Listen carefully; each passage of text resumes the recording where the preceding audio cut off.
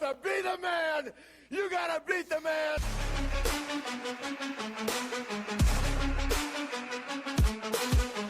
Shadows sleeping in the dead of night. I light the match, they feel my fire. Street I flicker like a war zone flare. They see me rise, they won't dare. So many cracks under my stride. Whispers chase me, they collide. Gun dreams heavy like gold chains. Every scar that streams my name. Be legendary, feel the fire in your chest. No second guessing, this is your test. Be legendary. That's right. We are back at it with more legendary content here on the Hoosier Legends Weekly Podcast. We welcome you guys to another new episode. I am your co-host, Justin Spears, as always, joined by the other co-host, Mr. Mike Walden. Mike, what is going on, man? Hey, buddy, just hanging out here. Yeah, kind of starting to cool down a little bit. We get that one last nice day, I think, what we're going to have for a while at least. And I know they're talking about some cold and really even some snow this weekend. That's your mouth. I know. I don't want to hear it, man. I did not want to hear it when I saw it. I was like, I'm not ready for all that yet. But no, we're excited to bring another episode to you guys this week. And I feel like we're picking up some momentum. There's some great things happening as we start to transition from the fall into the winter sports. We're going to talk a little bit about that tonight with some girls basketball preview stuff and kind of start to wrap up a little bit of what's going on with sectionals and football and things like that. So yeah, definitely a lot of good stuff going on in the Hoosier Legends Conference. And we're super excited to be able to bring that content to you. As always, if you're interested in touching base with us, you can reach out to us on the email, HoosierLegendsPodcast@gmail.com. You can always email us with any information, suggestions, input, anything like that. We would love that. As far as catching the show, as always, we load it up to the Spotify account. So if you search Hoosier Legends Weekly Podcast over there, you can catch the show up there. And then also on YouTube, at Hoosier Legends Podcast. So lots of different fun ways in which you can interact with us, and really kind of seen that a lot more over the last couple of weeks. And we're trying to tag more of our young men and women athletes and coaches and things like that on content so that more people are aware of what we're trying to do. And again, we really appreciate the opportunity to be able to cover this. So with that all being said, we're going to jump right into what we normally start off the show with, which is our legendary performance spotlight. And I know, Mike, you and I kind of talked a little bit about this. I mean, we got to that time of the year where, again, the fall sports were wrapping up. And, you know, I looked at it and I was like, there's a lot of good stuff going on. So honestly, not to sound like it's a cop-out or anything, but our entire conference, it gets the legendary performance spotlight, because I think when you kind of put it into perspective of what we've seen come out of this conference, which is 6 schools, first year, not really kind of knowing what the competition level is going to be like in a lot of these sports. We've been through, you know, almost an entire season now of those fall sports. And so I'm just going to quickly run down some of the great things that we saw happen, you know, and it was an amazing weekend for the Hoosier Legends Conference. So here's a quick rundown of the accomplishments that came out just from this past weekend. And you got to start with, I know we've talked about her a lot here on the show, but she just was absolutely on a heater and ended it on the highest of highs, and that is Libby Dowdy, the 2025 Girls State Individual Cross Country Champion. And on top of that, I didn't catch this initially. I went back and I think I either saw it on Facebook or Twitter. She was also the Mental Attitude Award winner. So that just, again, continues to speak volumes about the type of young lady she is. And again, just an awesome accomplishment to be able to bounce back and win that title again this year in a pretty dominating and convincing fashion. So, yeah, Justin, when we talk about that, you know, I just want to mention, if you've ever met anybody who was a cross-country runner, I would say, you know, they're probably in your school, probably the highest mental attitude award winner for the school, right? I know that was not my best verbiage there, but they're literally like the best kids. You know what I'm saying? And for you to do what they do every single day, training to run a 5K, you know, they have to have a strong mental attitude. So for Libby, she is the mental attitude award winner of all the mental attitude award winners in the state of Indiana. You know what I'm saying? Like that, she's the cream of the crop.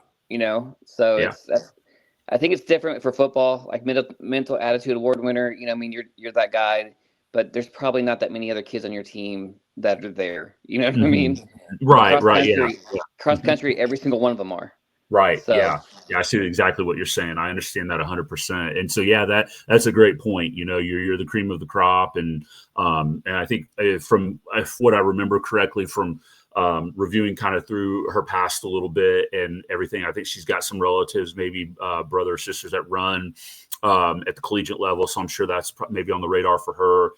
If that's something she wants to continue on with, I'm sure she'll have that opportunity, later on in her educational career. So again, congratulations to her. Also, too, something that we missed from the preview of the state race was that Speedway had an individual that ran too on the girls' side over the weekend, and that was Morgan Smith. And she, again, qualified for the state meet as an individual and ended up in 100th place out of 250. So again, upper half. Absolutely amazing. Congratulations to Morgan. That's an awesome accomplishment there. When you take a look at what we saw over the weekend with volleyball, we had both Tri-West and Triton Central win their morning games and were semi-state runner-ups. Unfortunately, both dropped their evening contest. But, I mean, at that point, you're, Final Four with, a chance to be able to go to the state championship game. A lot of great volleyball teams out there at that point. And so absolutely nothing, again, to be ashamed of. Fantastic seasons by both teams. So congratulations to them on great seasons. Triton Central and Indian Creek advanced in football sectionals, which we'll talk a little bit about here in just a minute. And then Joey Havlin from Speedway boys soccer, a couple of awards still pouring in from there. All Marion County boys soccer team received the most votes. So I don't know if everybody fully understands Marion County includes a lot of great teams. There's a lot of great soccer played in the Indianapolis area. Again, not to downcast other parts of the state, but obviously Central Indiana and the Indianapolis area, Marion County, that's a lot of great competition. And so for him to receive the most votes for that is pretty phenomenal. He was also voted to the 2025 ISCA second team all district. And again, being the top voter on the second team shows you he was close to making the first team.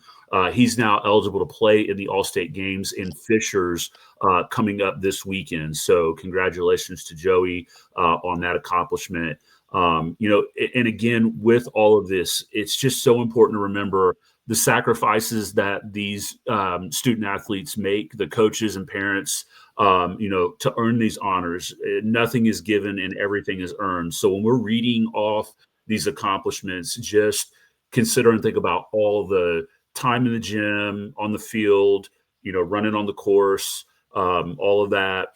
It all pays off for that, to be able to make it to that level. And there's absolutely nothing to be ashamed of, for those seasons. And I know there's other great things that have gone on too, but just that being a snapshot of the weekend, just congratulations to all those who made it to that level. Hopefully in your programs, the younger, generation and players will look to that success, and you've set the bar for them, whether it be as a team or an individual, to elevate their performance. So just way to be legendary. That's all I can really say with that. So, Mikey.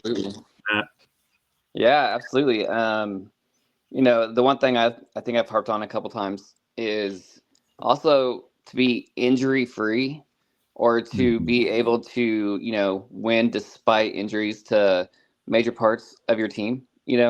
That's part of it, is who can survive the, regular season and then the playoffs, torn ACLs all over the place, broke like ankles, sprained, broke shoulders, out of place, concussions, Anthony Richardson, breaking his orbital bone with, a stretch equipment or whatever it was, right? Right. I mean, you have no idea how these kids are going to hurt themselves.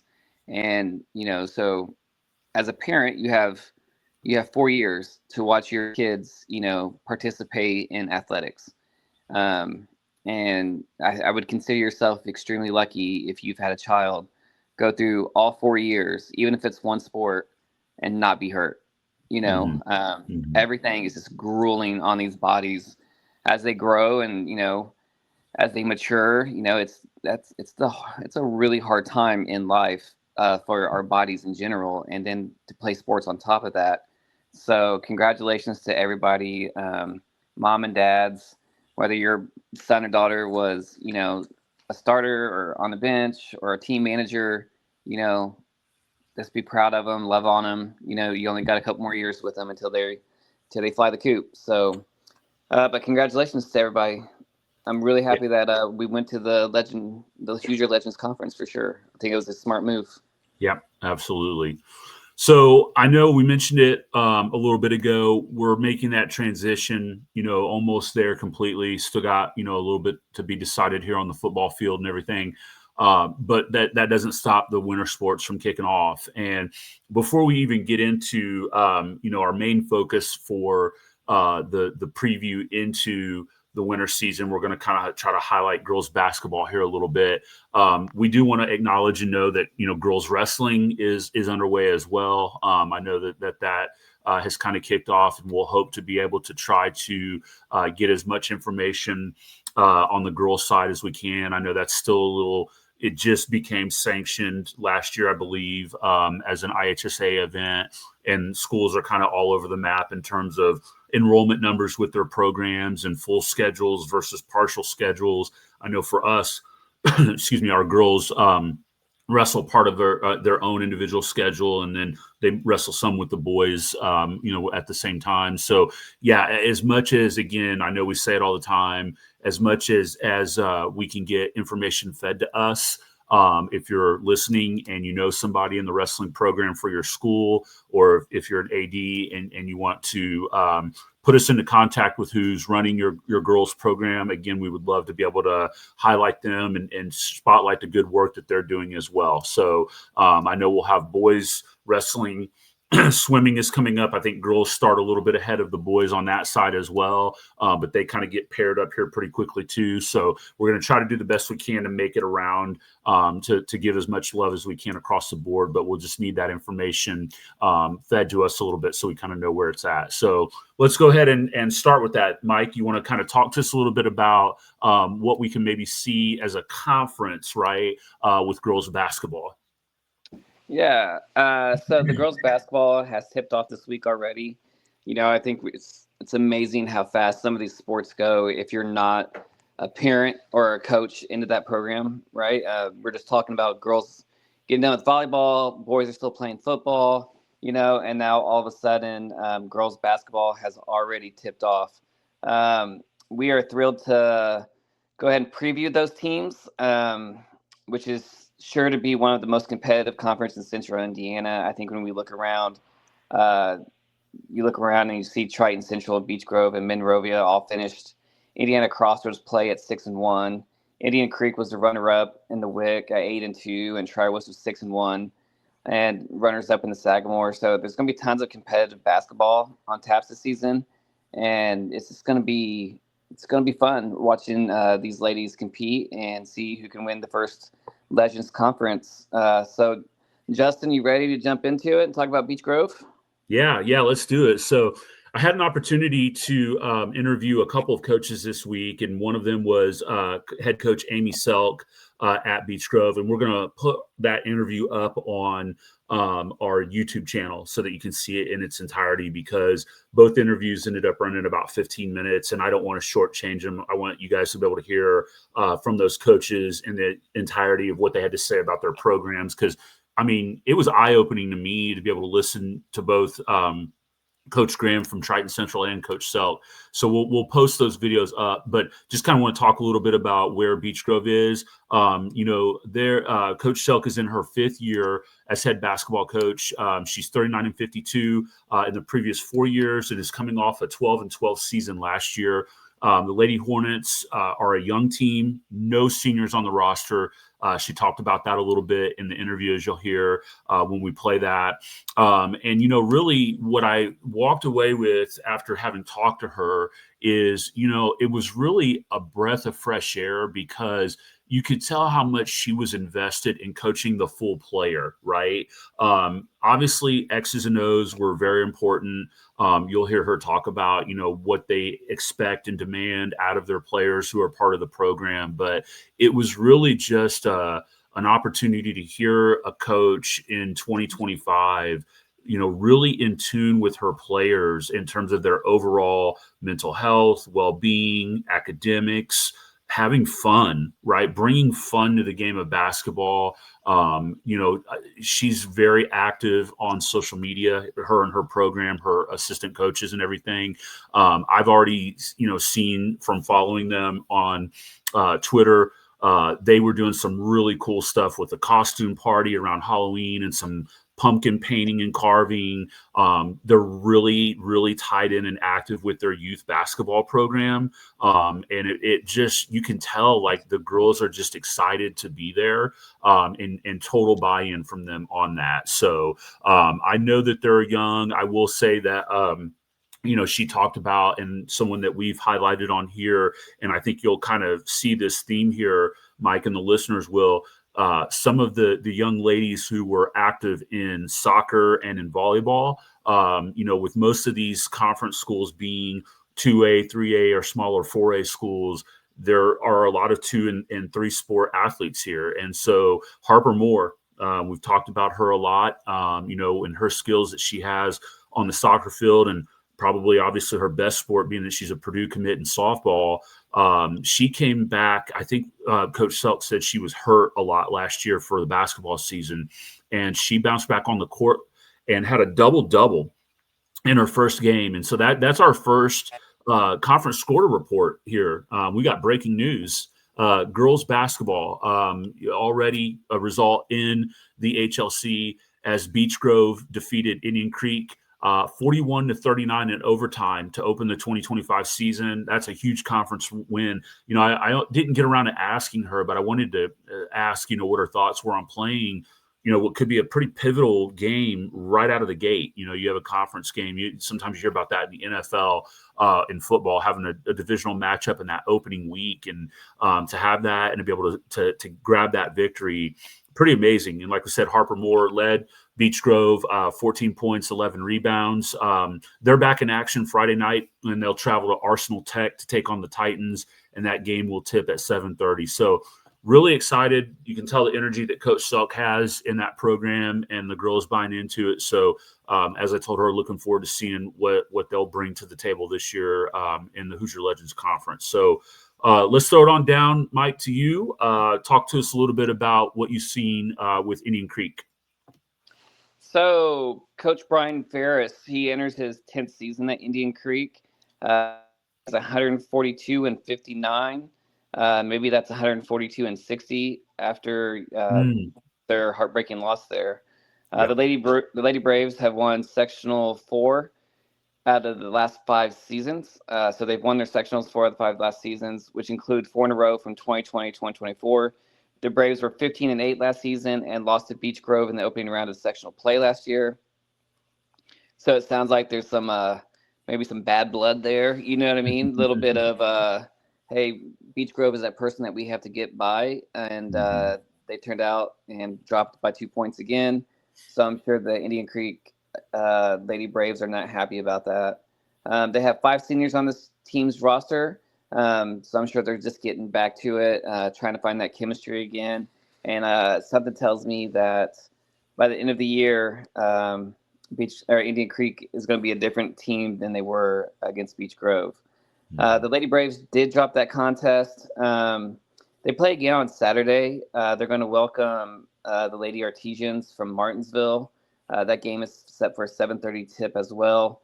I think with those 5 seniors, I know Coach Ferris is really excited about them and seeing how they can have that leadership on the court, and hopefully that translates into wins.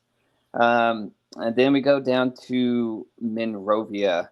The Monrovia Lady Bulldogs are coming off a 25 sectional winning team that went 19-8. Last season, the Bulldogs averaged almost 59 points per game, while giving up 46.5 games. 13-point win spread is pretty impressive. Head coach Daryl Gibbs is in his third year, and he's returned many key players from last year's team and will look to build on that momentum. So, Monrovia has always been a good basketball program, whether it's boys or girls. And it looks like these girls are going to come off a winning season and ready to take the Legends on by storm. But then when we hit to the west side, we got Speedway Sparkplugs. Head coach Joe Smith leads the Lady Sparkplugs in his 9th seasons at the helm. Last year, the Sparkplugs finished the season under 500, going 9-12. The Plugs returned many players from last year's team, including 3-point standout Haley Clampett and 6-foot sophomore Madeline Matalik, who averaged 12.9 points per game as a freshman. So, that's 2 key positions right there. You got a shooter and you got a big down low who's already averaging 13 points a game basically as a freshman. And you got to expect probably 15 points, 16 points per game going into her sophomore year, getting a couple more baskets, a couple more rebounds. If I'm starting a new team right there, that's what I want. I want a shooter and a big down low. Yeah, absolutely. And I'm sure we will look to hear from those 3 coaches. I know it's a really busy time of the year. We tried to reach out to them around the time that they were already starting to conduct tryouts and getting practice going, and so I know it's hard to find the time to be able to sit down with a couple of guys like like Mike and I and hammer out even a 15-minute interview. So we're hopeful we'll get some input from them and maybe be able to shed a little bit more light on their teams over the course of the next week or so. Last 2 schools that we have to preview out at Tri-West, Coach Lacey Crafton. Weren't able to sit down with her, but she did take some time to provide us with some information about the team as she enters into her 2nd year as head coach. Last year, they were 14-10. As we mentioned at the start of this segment, they were runners-up in the old Sagamore behind Danville. And then they were sectional runners up as well. So, again, Coach Crafton brings a lot of experience. She's been an assistant coach for a number of years. She's been on the JV side. She was a 3-sport athlete and then actually played at Butler herself. So she's got that pedigree. She's got that acumen to be able to develop, maybe a younger team. And that's how she kind of described this season's team. She said that they're young but eager. They've got some excellent senior leadership. They've got some fantastic goals for the season in the short term.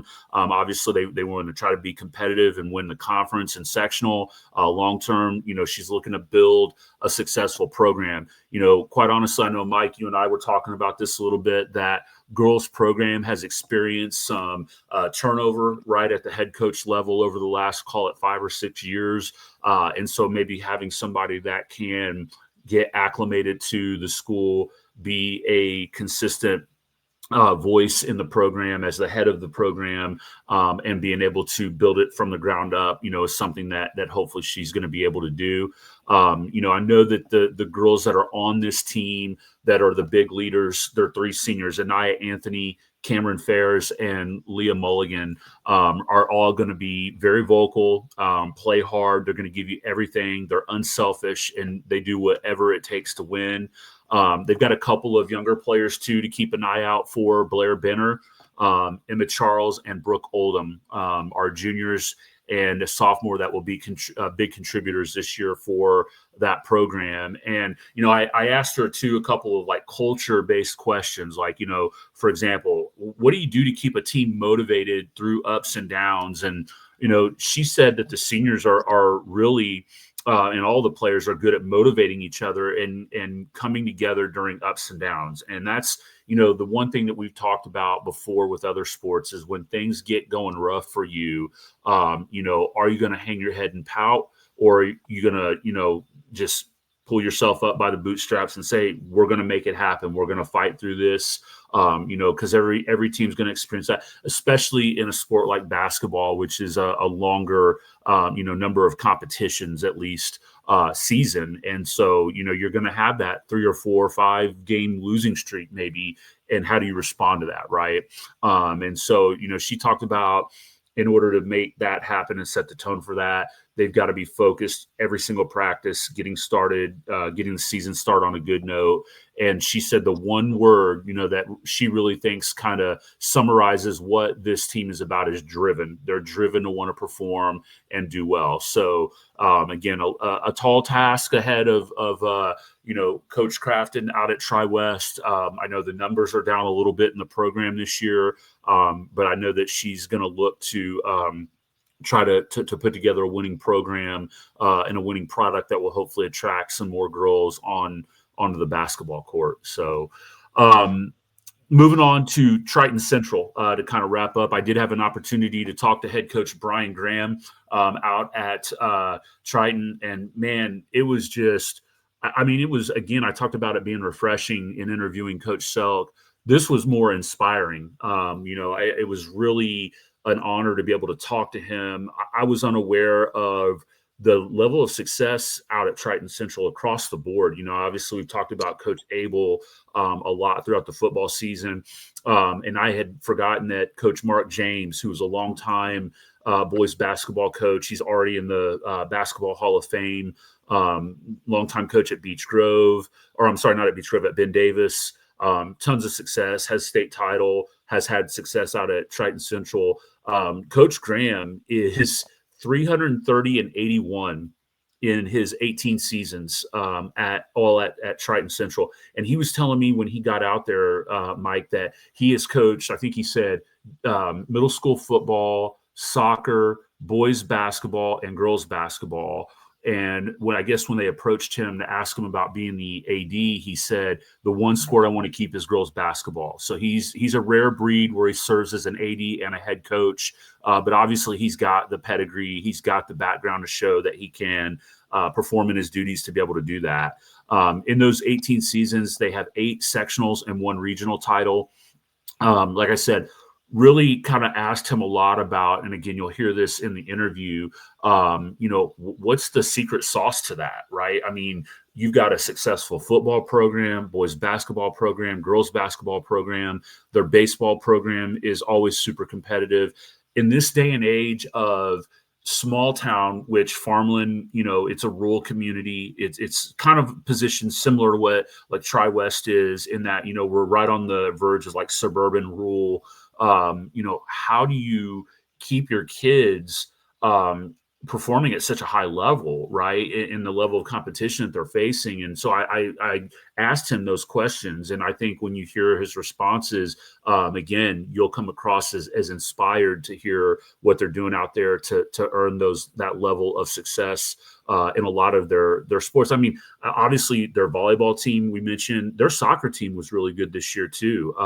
So, I mean, they've got a lot of really good things going on out there. And I think it would probably behoove a lot of ADs to talk to Coach Graham and get more, insight as much as he can give on what he's doing to hire, proven winners. Obviously the community is bought in. So I think you'll be really interested to hear what he has to say about that. So as far as his girls basketball program, though, I mean, they're going to be loaded back up again. They've got to commit to the University of Indianapolis, Mary Rose Felling, who's an absolute stud. I think she averaged about 22 a game last year. And he talked a lot about role players. So you'll hear him mention that, he has a girl that can play roles on the team, knows their role, and does it very well. And he goes, when they get to me, they know what Lady Tiger basketball is all about. So, really, really interested to see how they perform throughout the season. So that's an overview of our girls basketball programs. Mike, do you have anything you want to add on that before we move into football? It's awesome, isn't it? It's great to hear about programs from coaches who love their sport, who love what's going on, right? Mm-hmm. I think the one thing, obviously, that stands out to me is when you talked about the Tri-West girls basketball program versus, maybe the Triton Central. And, we're really, like you said, we're close, being really close to the same kind of school. 2A, 3A is the only difference. But demographics and everything, we're probably pretty similar. But our school, like our girls, we're pretty down when it comes to numbers. And we were down when it came to soccer numbers, and we're down when it came to cross country numbers as well. We look at our band those numbers are way down, right? It's just it's kind of, I wonder if Tri West is an outlier with all of with the lack of participation in sports, whether boys or girls, or if it's just we're going through a swing, that pendulum swinging a little bit on the low side, and it'll come back here in a couple of years, or if it's something bigger going on in the state of Indiana and nationwide when it comes to participation. Because I don't think our swim team has a lot of swimmers either. But I think what I was trying to really get at there is having that sound elementary basketball, moving into middle school basketball, moving into the high school, and I think there's so many kids nowadays who want to be LeBron, who want to be the person who makes 30 points a game and is the all-star instead of playing basketball at your role and knowing what you're supposed to do to help your team win. And I don't know if that's the AAU aspects of it. I don't know if that's youth league with, I know you and I have talked about this several times, where mom and dad just want to get a picture of their kid holding up the trophy, even though you're on like the 7th, Canes baseball team, and wonder why your son's not starting at shortstop, right? I don't know what it is. But it's pretty upsetting when you think about, as a Bruin fan, it's pretty upsetting to know that our girls basketball program, as you alluded to, I think is on their 3rd coach, technically 4th coach in 2 years. Like in that 1 year span, we had like 3 coaches. And so you can't have a program like that. You're not going to be able to have success after successful year when you're constantly changing coaches. Volleyball, we got really lucky to go from one heck of a coach, Maston, to another really heck of a coach. And then, we're looking at our basketball program for boys wise, we had, who did we have first? We have Strine now.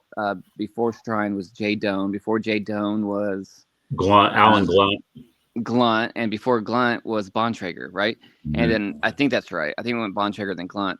And Bontrager was the head of the program for a long time, and brought a lot of success. I think we went to the semi-state with him. And then all of a sudden it was just turnover, right? And Strine's in his 2nd year. I think Doan might have coached 2 years, because I know Glunt was only 1 year. But you just can't run a program like that, Right. So hopefully, Strine is here for boys basketball for the long term. Hopefully, all of our coaches are here for a long time, including Coach Crafton, being only here 2nd year. I think when we look at all of our coaches across all of the conference, how do I say this? I want to say that parents and players need to listen and appreciate their coaches. Because if they are like most coaches in the state, they are getting paid $5,000, maybe $8,000 to coach a sport that is a year-long sport. Almost every one of these is a year-long sport, and that's all they're getting paid. And all of those evenings after school, away from their families, for $8,000. You know what I mean? Right. Like they do it because they love it. They do it because they want to coach basketball or whatever sport it is. And parents, fans are just relentless sometimes. And, and you wonder why we have a referee shortage. We wonder why our coaches are constantly moving on to other schools or other places. Just be patient. Like I hate the Steelers. I don't hate the Steelers. I'm just not a big Steelers fan. Yeah, you're a Bengals guy. You should hate them. But, love him or hate him, Tomlin's been there for what, 20 years? Do you know how long he's been there? Yeah, I think he's the longest tenured coach. I don't remember if it's 20, but it's probably close. I know the guy before him was there for he's only like their 3rd coach, right? Or yeah, like it's crazy. And that, and it doesn't matter if they make the playoffs or if they win the Super Bowl, right? The ownership says, you're the guy I trust. You're going to be our helm or at the helm and ride or die with you. And I think we need more of that. It's like, hey guys, I don't care if you don't like the coach right now. You know what I'm saying? Let him grow, let him learn. it's not the end of the world. It's high school basketball. It's high school football. Yeah. And we're going to be successful. Like you were saying, with Coach Graham, 18 years, right? And listen, 18 years, he's 330 and 81. And I guarantee there's parents who hate him. I guarantee there's parents out there who complain that, they lost their sectional championship game or whatever, you know what I'm saying? Even though he's won 8 of them. And he's like, well, we've only got 1 regional title. We haven't won state. Right. One, like 1 team per class win state. You know what I'm saying? Right. This coach is 330 and 81. And I guarantee there's people who are upset with him and say that he sucks and he needs to get fired and move on. But that's just kind of the world that we live in. And I know that's the rant I'm going on. It's just, maybe just be happy that your kid's playing basketball and enjoy the time. Right. Right. Like, right. Come on. Yeah.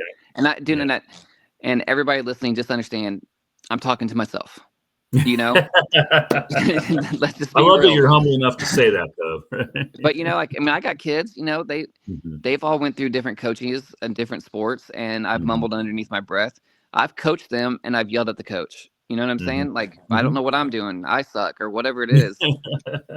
It's But it's a poison that's going through our society, and it needs to change. So, some coaches aren't going to be good, and some are good, and just love your kid and love the sport and move on. Yeah, it's interesting that you said that, because we didn't really plan that out, but kind of as a segue too, as we go into the football stuff here a little bit to wrap up the show. I don't know if you saw that story out of Frankfurt of their coach was let go. And I had seen when that hire was made. I believe his name is Coach Kinsey. I'm blanking on his first name, maybe Matt. But he was brought into Frankfurt, and I know from a ways away. I don't remember exactly where he was before, but he was let go. I think the initial thing was I saw he resigned, and then I saw he had a personal tweet that he had put out, kind of making it like, no, not really. I was let go by a new AD. The old AD stepped down. The new AD wanted his guy in. He's like, and if Frankfurt football, it's not been successful in some time.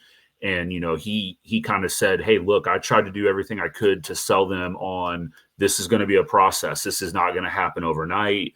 But I had buy-in from, the community and the AD, and now all that's been pulled, the rug's been pulled out from underneath me. And so, I mean, I think that's a real, real-time example of kind of what you're talking about there, Mike, is, whether you agree or disagree philosophically with what a coach is doing, a lot of times that stuff boils down to, my kid needs to get more playing time, or why isn't my kid touching the ball, or why isn't my kid scoring the points, or what have you. Like you said, these men and women are pouring in a lot. And look, they'll be the first to tell you, and he even said, like, look, we stunk last year. There's no other way around it. Like, we weren't good. You got to be humble enough to know, like, when things need to be done differently. And obviously you're trying to showcase to the kids and instill in them winning values and what it takes to win, the sacrifice that it takes to win, and all those other cliches that we throw around in the coaching world. But at the end of the day, like we said, and what I mentioned with Coach Selk, that it was refreshing that I could tell she was coaching the whole person, right? And she sees her players as people, right? Not as pawns in her being able to rack up accolades and say, hey, look at me, look at what we're doing here. It's really more about the care and the love of helping, create better people at the end of the day. And I think that sometimes we lose sight of that in this day and age of, hyper message boards and, people just being out to win. And like you said, you see this all the time on social media with parents that want to take pictures of the kids with the trophies and the rings and, all of that stuff. And sometimes you just take a step back and say, what are we doing here? Right. And so I thought that was kind of interesting you mentioned that, because I thought that was a story that, was kind of happening in real time that showcased the kind of the darker or evil side of coaching in high school sports. So when you're saying that, and John Harrell just has such a great website for high school football and boys and girls basketball. So anyone listening, go on those websites and you get so much data and so much information. It's amazing. But South Bend Riley was where that guy was, Justin from Frankfurt, coached from for a couple years. But then it made me look into a little bit more of all the coaching changes from 2024 to 2025 in football alone. Right, there were at least 65. Wow. Coaching changes in Indiana high school football. And I don't know if that's a low year, high year, normal year, no idea. Right. But the one name I saw on there that just made me go, wow, was Coach Bud Wright from Sheridan. Bud Wright. Now, my dad is, I don't know, 77-ish, let's say. Bud Wright coached him his senior year in high school. Wow. So think about that for a second. Yeah. Wow. A 77-year-old senior year was coached by Bud Wright, who 2024 was his last football season. Now, Bud Wright is an absolute legend. And you're talking 1A, out in Hamilton County farmland football. And,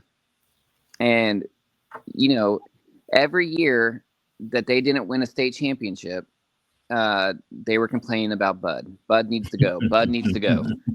And then he'd win a state championship. And then it was Bud needs to go. Bud needs to go. And then he racked off like 3 state championships in a row in the early 2000s. And then, the fourth one, they lost the state championship to a really, really good Cardinal Ritter team. But it's like, and then since then, another 20 years go by and it's constantly Bud's past his prime. Bud needs to go. And let's be honest, he was probably like 80 years old, Don't know how many 80-year-olds need to be coaching football. But at the same time, it's like you have an all-time legend and you just want a new coach, because of this or because of that. And I'm not saying it's not for good reasons. It's just, but that's just how we are, isn't it? It's like the grass is always greener. It's always, some other coach is going to take us to the promised land or let my kids play. We probably beat that horse a little too much here, so I apologize to all the listeners. Just be happy with what you got, because honestly, if you talk to ADs, it is hard to find a coach. I know at Tri-West, we have 3 coaches that are teachers. So. 3 coaches that teach in the high school. Every other coach is a lay coach. So these guys who have 9-to-5 jobs come over and then coach your child. These aren't teachers. Right. It's tough, man. It's tough to find coaches who care about your kids, who will be at your kids' math teacher, your kids' English teacher, talking to them about sports, talking about leadership, and seeing them in the hallways. That's not happening anymore. So times are changing. They sure are. They absolutely are. No, I think that's good to kind of throw in there, and hopefully, if you guys have thoughts or questions or comments about that, hit us up. Let us know. Comment on the YouTube feed, comment on the email, on X, whatever. We would love to kind of hear from your guys' perspective, because obviously we just have the one that we have out at Tri-West. So we'd love to hear more about what you're experiencing in the communities that you're in. So let's jump into that. Let's talk about what was happening in other communities Friday night as we moved into the next round of sectionals. It was a Halloween night. It was a nice night. It was, for some teams at least, it was nice. But we do still have 2 Hoosier Legends football programs that are going to be participating after these contests took place Friday night. So we start with Sectional 21 and Yorktown defeating Beech Grove 35-0. I can't remember exactly what we had on the prediction for that. I think I was hopeful that Beech Grove was going to be able to pull that one off. A little surprised that they got shut out, but it just, from what I read and saw, it sounded like the Yorktown defense was pretty stout and was able to shut the Hornets down. So again, congratulations to those guys. We chronicled a little bit of the adversity that they had to face throughout the season with the ineligible player and on the record books, kind of what that does. But certainly their product on the field never wavered. Coach Mosley has those guys bought in, and they fought hard and played tough and, all their games. And so for them to make it to that second round of sectionals is pretty amazing. And so I know that they'll get back into the lab and get working and only continue to build on the great things that they're doing there on the football field. So we go down to sectional 29, Coach. I have to step in. Your mighty Tri-West Bruins got destroyed, 45-14. Cascade is an unbelievably good team. And I don't know if you guys if you read the Indy Star at all. And what's his name? The writer, I forget. Yeah. Mm-hmm. He wrote a really nice little piece on Cascade and how fast their offense is. And, it's funny because he talked about how fast they were, that the chain gain wasn't getting down there in time. And I've told the story to a couple people, but I do the stats for the high school football team for Tri-West. And literally in the third quarter, I wrote down too fast. I can't keep up. This is the best I can do. That's how I was keeping their stats. I mean, it was like, what yard line are they on? And then they were already snapping it. And I'm like, oh, wait, who just carried that ball? Mm-hmm. And by the time I tried to finish it, they already had another run in. It was incredible to watch them orchestrate that game. So fast, so strong.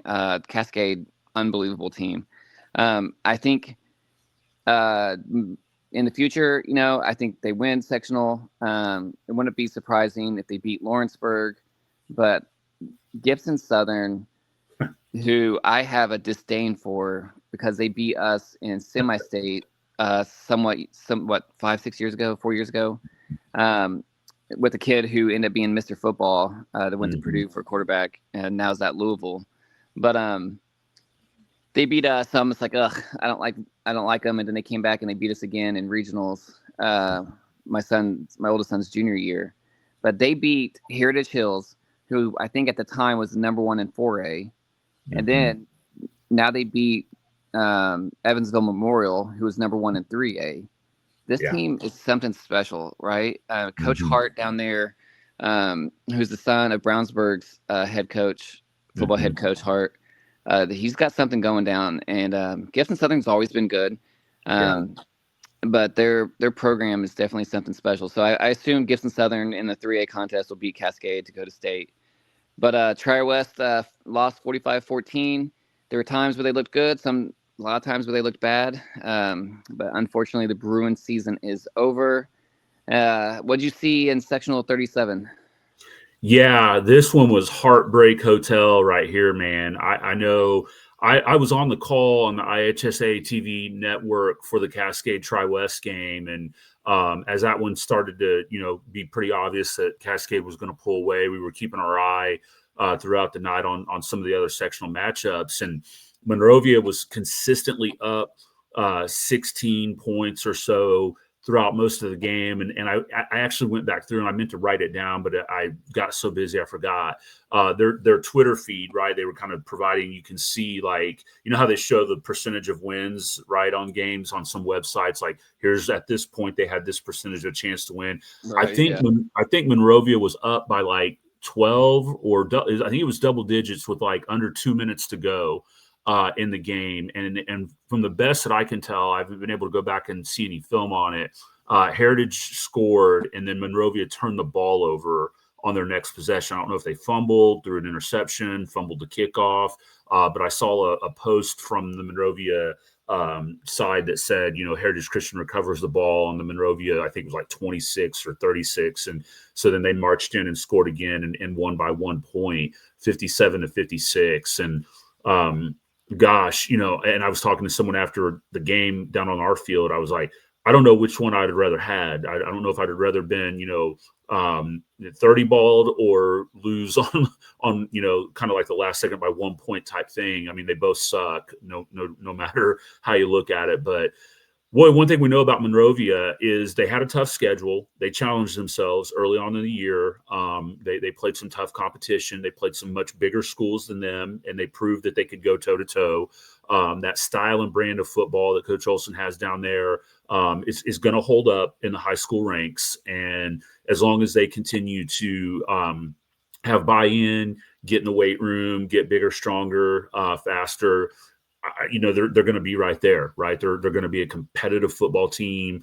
They're going to be ones that could easily be 6-3. They might be 3-6, but you're going to get their best shot every single time. And I feel for those kids that they had to end the season like that, but hopefully they don't, hopefully they use that for motivation, right? They use that for fuel, and they kind of remember that, let that sting a little bit and push you to want to get better, so that you can continue to march forward, for next season. So congratulations to them, advanced to the second round of sectionals. Unfortunately, the season comes to an end for them. But a team that did continue to march on, Mike, how about those Braves? Yeah, man. I think we knew that going in, that this was pretty much going to be what we thought it was. Ended up being a 46-7 Indian Creek win over Madison. Madison's one of those teams where, I think they're up and down every other year type of team. I know they did pretty well last year, and then this year they come down and, just weren't very successful. But Indian Creek, did what they were supposed to do. They were favored to win, and they won 46-7. I'm sure that was a running clock all second half. Hopefully they kept their players healthy and ready to take on, I believe it's going to be Scottsburg, and we'll talk about that here in a second after you talk about Sectional 38. Yeah, I've hyped this thing up so much, I probably can't hype it up much anymore. Sectional 38 for me is just a really phenomenal 2A football in general. I was kind of looking back through what the matchups are looking like for this week, and I was like, man, there's some daggone good football teams out there. And this sectional was just full of them. And so when you looked at Northeastern coming into this game, they were 9-1 on the season. We said that, this one ought to be pretty close. It was anything but that. And I remember texting you, Mike, early on in the Cascade Tri-West game, like, wow, this is a score in the Triton Central game. And I can't remember. I want to say they were up at the half 42-0. They may have been up 49-0. I don't remember. For some reason, I was thinking they didn't score in the second half. Maybe they scored one touchdown, but I mean, they just completely dominated Northeastern in this game. Coach Abel had those boys rocking and rolling. Defense must have been flying all over the field. We talked a little bit about the high-powered Northeastern offense, which was averaging almost 47 points a game, and Triton held them to 6, right? And again, just unbelievable stuff from those guys. They're a special team, and you see, we talked about how they gutted out a lot of wins throughout the season. Well, they took out all the aggression on this one, so a convincing win for them to be able to move into what is going to be a really intriguing game coming up on Friday night. So with our two HLC teams that are left, let's talk about that, Mike. You said Northeastern was 9-1, right? Yeah. Uh-huh. Yeah. So for all the parents out there, I'm going to step right back on my soapbox and then step right off of it. Is that what you want? Do you want a 9-1 team and say that how great you guys are and you guys are the best, and then lose, 49-6? Or do you want a team that might go 3 losses in conference, 4 losses in conference, but then you're, Indian Creek and you're playing for a sectional championship? You know what I'm saying? Mm-hmm. This is a new conference, and there's going to be a lot of parents who are upset because it's not the old conference and they're not winning like they used to, or their games are a lot closer. But this is why we went into a new conference, is for Triton Central, for Indian Creek to move on to the sectional championship game, who played against teams who do not have a tough conference, right? So this is why we do it. And I know it's going to make people mad that you guys aren't undefeated anymore, but it's okay because your kids are getting better and the team is getting better, especially for postseason play. So, and just remember, be happy. Be happy that we're in a different conference and your kids are getting challenged. That's much better for them. And it's much better for them to take a loss every once in a while than to just win by 77 points. No, absolutely. 100%. Well said. All right. Well, let's take a look at the sectional 31 matchup. You've got Scottsburg coming into Indian Creek. Scottsburg comes in at 9-2 on the season. Indian Creek at 7-3. Scottsburg is led by Coach Kyle Mullins in his 11th year. He's 48-60. We talked about Coach Gooden down at Indian Creek, 12-9 in his second year down there. Both these teams are neck and neck in terms of rankings in 3A. Harold, or the Sarragan ratings have Indian Creek at 14th overall in 3A, Scottsburg at 17th. I think kind of getting to what you're talking about here, when you look at opponents' records, Scottsburg's 50-65, Indian Creek 54-53. So to have a schedule around 500 is solid, right? I mean, if you think about all the teams that you play, their records come out to just one game over 500. That's pretty impressive because as you can tell, Scottsburg's opponents are 15 games under 500. Scottsburg did defeat North Harrison last week, 27-0. As we mentioned, Indian Creek beat Madison 46-7. So when we take a look at this one, I did not have a chance to look much into what Scottsburg brings to the table in terms of style of offense that they run or who some of their key athletes are or anything like that. I do know that they average about 35 points a game on offense and only gave up about 10 points a game, including what it looks like is 4 shutouts on the season. One of those was to Madison, so that's a common opponent that they had. They defeated Madison 42-0 to open the season. And so I think this one's going to be really intriguing. Again, if you look at it on paper and you think 9-2 Scottsburg team, what are we looking for here with this? Indian Creek 7-3, like you said, an extra loss on the board there with that. But I tell you what, Mike, I just keep going back to what I saw with my own eyes from Indian Creek when they came out to Tri-West and what ended up being a loss for them. But, man, they really impressed me a lot. They've got a core of 3 solid athletes on offense, and then they've got some guys that can absolutely run to the ball, swarm tackle. They can plug up the middle. I like the Braves in this game. Harold likes them 28-24. I don't see much reason to deviate from that. I would think that, Scottsburg is going to be able to put a few points up on the board. Maybe this isn't more of like a 28-20 or 18 type of game. But I see it, with an Indian Creek win. Yeah, Coach, I agree. Just to let everyone know, too, when we talk to opponents' records, Indian Creek's 54-53 did include Madison, who is 2-9, right? Mm-hmm. And so did Scottsburg, don't get me wrong, but you take that component out, and that just shows you how much harder of a schedule Indian Creek had than Scottsburg. And I think that's going to be the difference maker. I mean, yeah, it's a pretty generic 28-24. I think we can say that for every game, almost every time, if they're close. If it's going to be competitive ball. But I think Indian Creek might score a couple more touchdowns, probably 35-21 probably sounds reasonable. I have nothing to go on for either of that except for like what you said, the eye test. And if Clark is on, they're going to score some points. So I think Indian Creek does get this win and will be crowned sectional champions. I love it. Go Braves. Good luck, guys. All right, the matchup that I think is super intriguing here: Triton Central 10-1 at LaPel 11-0 on the season. We talked about LaPel a little bit on this show earlier this season because they did take on Indian Creek, and if you remember, that was a game that Indian Creek let slip away. They had LaPel in the crosshairs, had them beat, and unfortunately, that was a heartbreaker for the Braves. But LaPel hung on to run the table this season. Again, you're talking about some really good coaches on both sides of the ball here. Coach Abel, we've chronicled, ad nauseum, 245 and 139 is 32nd year overall. Coach Tim Miller up at LaPel is 95 and 67 in his 14th year. You take a look at the rankings again, both pretty close in the Sarragan. LaPel's at 7th in 2A. And Triton Central comes in at 11th in 2A.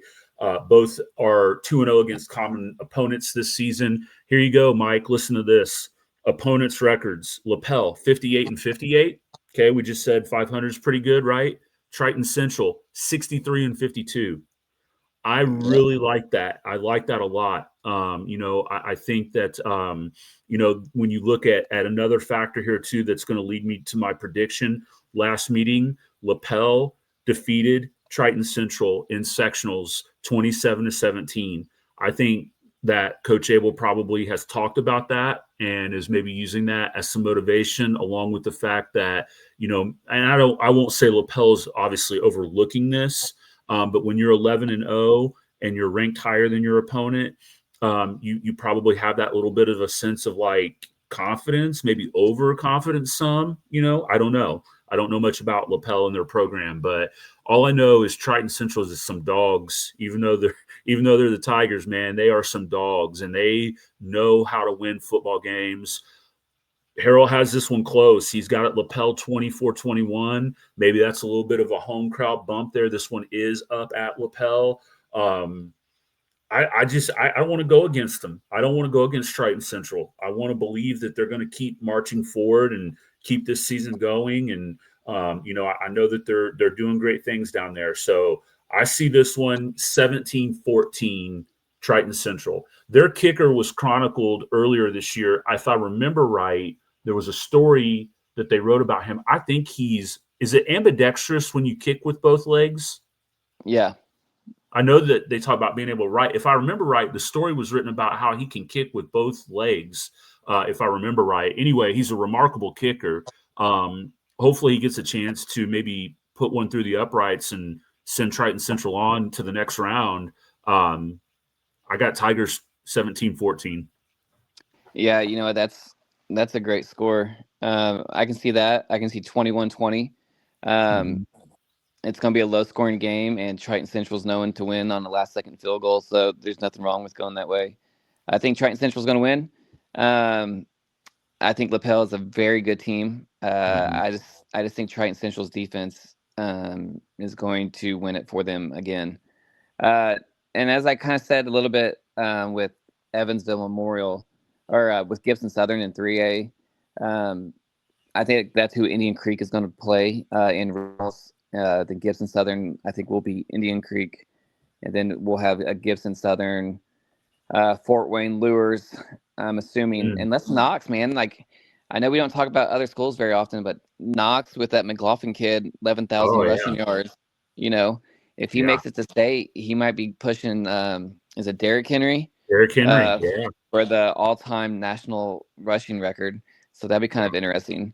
But I have a feeling it's going to be Fort Wayne Lures again, Gibson Southern, and then in 2A, as I'm looking at it, I'm just going to say it. I'm rooting for Brownstown Central. They are, I think, I don't know about Indy Lutheran. I really hope Triton Central beats Lapel, beats Indy Lutheran, and then ends up playing Brownstown Central in semi-state. And then my allegiance will go to Triton Central for the win. But is it May, like Dusty May or something? Is that the head coach for Brownstown Central? Might be. That sounds right. That program is just right there on the cusp every single year, and just falls just a little bit short. If you bear with me, I'm going to pull up. So they're 11-0 right now. It's Reed May. I think Dusty May was Dusty May like a baseball coach for the Cubs? I don't remember that name. Sounds familiar, but I can't remember where it's from. But so Reed May is 323-65 in 33 years of coaching, all at Brownstown Central. And I'm going to scroll down here real quick. And he made it to semi-state in 2016, has other couple regionals, regional loss. Went to semi-state again in 2008. Here's another regional loss. It's just like another semi-state loss in 2004. He's a Hall of Fame coach who it looks like he's never made it to state. I mean, at least since 1994. And so, I assume after coaching for 33 years, he's probably getting up there in age. it'd be kind of nice to see Brownstown Central pull one off and get a state championship here. Anyways, so that's just kind of how I was looking at the football brackets and how everything's looking. You got an idea of who you think's happening? No, not really. I haven't looked. Brackets? Yeah, I haven't looked too far ahead, other than just kind of looking at what the sectional finals look like here for these two teams. I did kind of scroll briefly through the 2A stuff, and I was just kind of marveling at how many undefeated and one-loss teams that there were still remaining there. I'm with you. I think it would be kind of cool to see the Knox story. If the McLaughlin kid can break that record, those stories like what you mentioned there, are really good. And can there be a Cinderella story, right? I mean, that's the thing is like, oftentimes when we get to this time of the year, we start, as we talked about last week, looking at records and pedigree. And I think sometimes we just assume like we see that name and we go, oh yeah, they're destined to be in it again. But can somebody step up and challenge and knock off one of the blue chippers, right? And so I think just as long as you kind of see good competitive football and you see kids lay it all out there on the line, I haven't really, again, looked too much into who would meet up with who, but I love kind of following along with the drama of it all and everything. And I just hope that, we see some really good matchups on Friday night. So, all right. Anything you want to wrap up with, Mike, before we put a bow on it? No, Coach, I appreciate it, man. Thank you for setting this up. Yeah, absolutely. It's always fun. So as always, again, we appreciate you guys taking the time to tune in and listen to us go through all this stuff. And like we always say, if you've got things that you want to share to us, let us know. But we will see you again next week for another episode of the Hoosier Weekly Podcast. My heart sings, I'm with the city streets. I'm not the hero, I'm the storm they fear. Thunder in my veins, crystal clear. Walls try to box me, I'm breaking